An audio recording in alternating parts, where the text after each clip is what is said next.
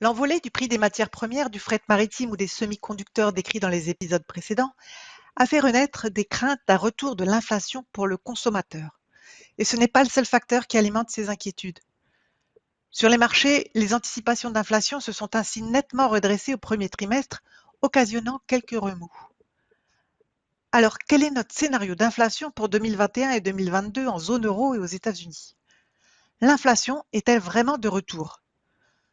De nombreux arguments, comme l'ampleur des programmes de relance budgétaire, notamment américains, ou encore les craintes de saturation de l'offre en raison du Covid-19 et aussi un nouveau cycle de hausse des prix des matières premières, suggèrent que l'inflation pourrait atteindre des niveaux durablement élevés. Mais nous ne partageons pas ce diagnostic. Les plans de relance massifs n'ont guère montré d'effet haussier sur les prix. Aux États-Unis, les aides financières récentes versées aux ménages n'ont eu quasiment aucun impact sur l'inflation. De même, les craintes de goulets d'étranglement au niveau de l'offre, qui étaient apparues l'an dernier, ne se sont pas concrétisées, sauf quelques rares exceptions. S'agissant des prix des matières premières, leur hausse n'a pas d'impact direct sur les prix à la consommation, hormis le prix du pétrole. Mais celui-ci semble davantage voué à se stabiliser qu'à augmenter à nouveau fortement. De façon plus structurelle, les facteurs qui ont engendré la faible inflation depuis plus d'une décennie, comme la numérisation de l'économie ou la mondialisation, n'ont pas véritablement été remis en cause par la crise sanitaire. Mais l'inflation ne va-t-elle pourtant pas flamber cette année? Si, l'inflation va probablement atteindre des valeurs élevées en 2021.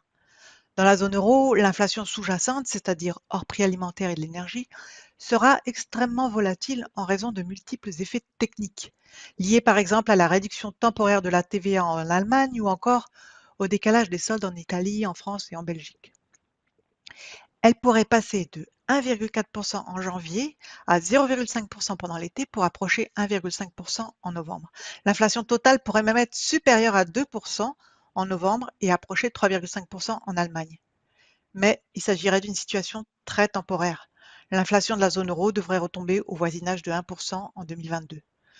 Aux États-Unis, le pic d'inflation sera encore plus impressionnant, avec 3,7% attendu au deuxième trimestre 2021, du fait à la fois d'un effet de base et de la hausse des cours du pétrole.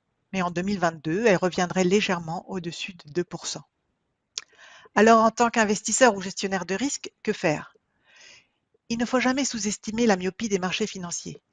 6 mois de prix du pétrole élevé, eh bien les marchés ont tendance à tabler sur une inflation élevée ad vitam aeternam. Il y a de fortes chances que les anticipations d'inflation implicites du marché augmentent encore cette année. Et cela pourrait susciter des doutes quant à la volonté de la Fed ou de la BCE de maintenir des politiques ultra accommodantes durablement. Les marchés pourraient ne pas se calmer avant début 2022. En conclusion, il faut se préparer à des chiffres d'inflation beaucoup plus élevés, mais uniquement en 2021, et même à des anticipations d'inflation encore plus élevées et à des nouveaux épisodes de volatilité des marchés. Pour plus de détails, nous vous invitons à consulter l'article de Jean-François Perrin, stratégiste inflation à CACIB, ainsi que les prochains épisodes de notre série.